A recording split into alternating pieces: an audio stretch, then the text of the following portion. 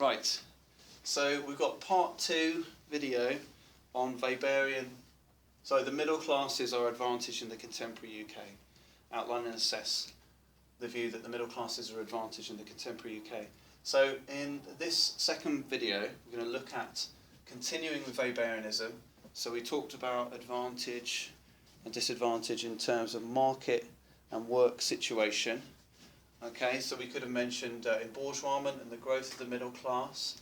We could also mention the market situation and work situation of members of the civil service.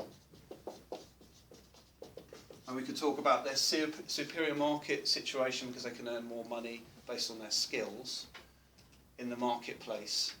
And what work situation, we could talk about their superior conditions of work, a better environment in which to work, pensions, company cars, better hours, etc. We could mention any evidence, like from the National Socio-Economic Classification Index, where we could talk about the inequalities where middle class are earning greater income. So we've got members of the professions earning greater salaries. Okay, so we could talk about those issues. We could talk about social closure, where we have limited access for some groups. And then we could bring in some data, where we could say 11% of HE, Oxbridge undergraduates, are from the class groups 4 to 7, the lower income groups, which Goldthorpe developed this scale to reflect occupational status.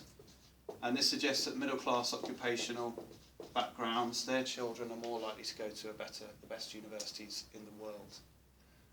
That suggests that the middle classes are advantaged, able to benefit from this process of restricting access to their group. There's a study by Bordeaux that talks about how middle class use the educational system to convert their cultural capital onto other people and keep the working class still unequal to them. Okay, I'm going to add that here. I would include that as a neo-Marxist position. So we could add Bordeaux and types of capital. And last year in the identities module, we looked at types of capital. We looked at cultural, social, economic, symbolic, bodily capital. There's a range of types of capital that can be converted into wealth, as you say, Rebecca. So that's useful knowledge. I'd include that with neo-Marxism. And so how can we develop a criticism of the Weberian approach? Well, I want to finish off explaining Weberianism first. So talk about social mobility. This is finishing off Weberianism. And social mobility is a result of rationalisation. So you could talk about Ritzer, arguing that McDonaldisation is a process where the middle, upper classes are advantaged. For example, big corporations, based on the organisation around efficiency, where non-manual workers are likely to be paid bigger salaries because they're involved in the production process, making it more efficient and organised, to make more money for the big companies. You could also talk about the professions, like the civil service, and again how they safeguard their positions. So it enables limited relative social mobility. Okay, now there are studies on this. There's a study by Glass, which I think is the 1-2-1 rule. Essentially, comparing yourself with others, you may find that you have good social mobility compared to your parents' generation, which is intergenerational social mobility. But then if you compare yourself to members of your peer group or same generation and age who are from different social backgrounds, you'll find that there is likely to be up to 20 times the chance that a member of the middle class can achieve a professional managerial job compared to those from the lower social backgrounds. So that's a study by Goldthorpe. 20 times the social mobility for those from the professional managerial class backgrounds. So children from those middle class backgrounds are 20 times more likely to get a job in that kind of status compared to children from the lower socio-economic status backgrounds. So that's a really useful piece of data, which I think it was in the article that we discussed at the time, the social class, so you can use that. And if you haven't got it, then email me and I can send you the link or send you the article. So that's Weberianism. I think there's enough there on Weberianism, would you say? Okay, so we've covered middle class advantage Weberianism approach, and then we could look at neo-Marxism. And as Rebecca said, Bordeaux talks about the capital. So the key issue here is that the neo-Marxists might criticise Weberians for offering a trivial labour market analysis.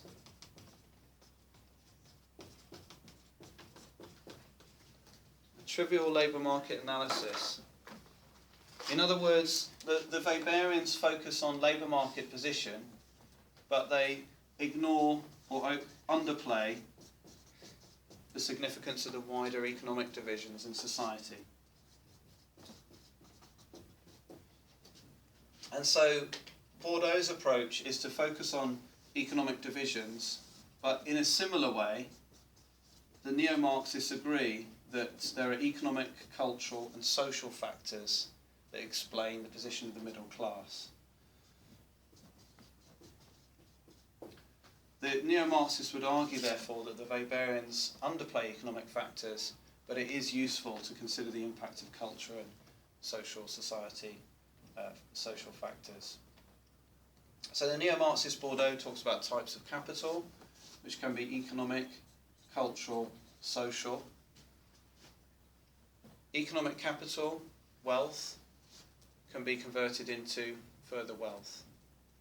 Cultural capital, attitudes, educational qualifications, tastes and habits can be converted into wealth.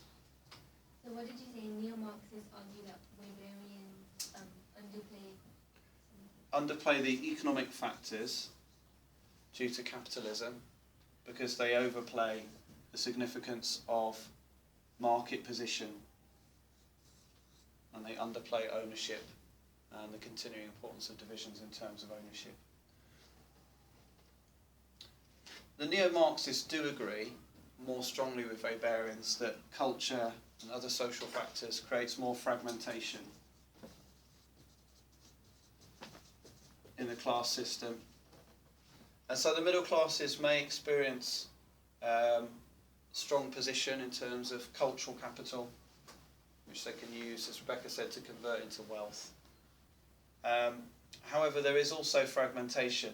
So you've got the division between the old rich, who might be money rich, and money and culturally rich as well. Okay, they've got economic capital and they've got cultural capital. But the new rich, what's the problem for them? They've got economic capital, but they might be culturally tasteless. So they may lack cultural capital. As this may create a further division in the middle class, where you have people who are new professions and old professions. And that might mean that the new professionals, like the teachers and social workers, might have less cultural capital in terms of their tastes and lifestyle. They might be considered more similar to the working class in some ways, and in their working conditions and market position. And the old professions would have more status.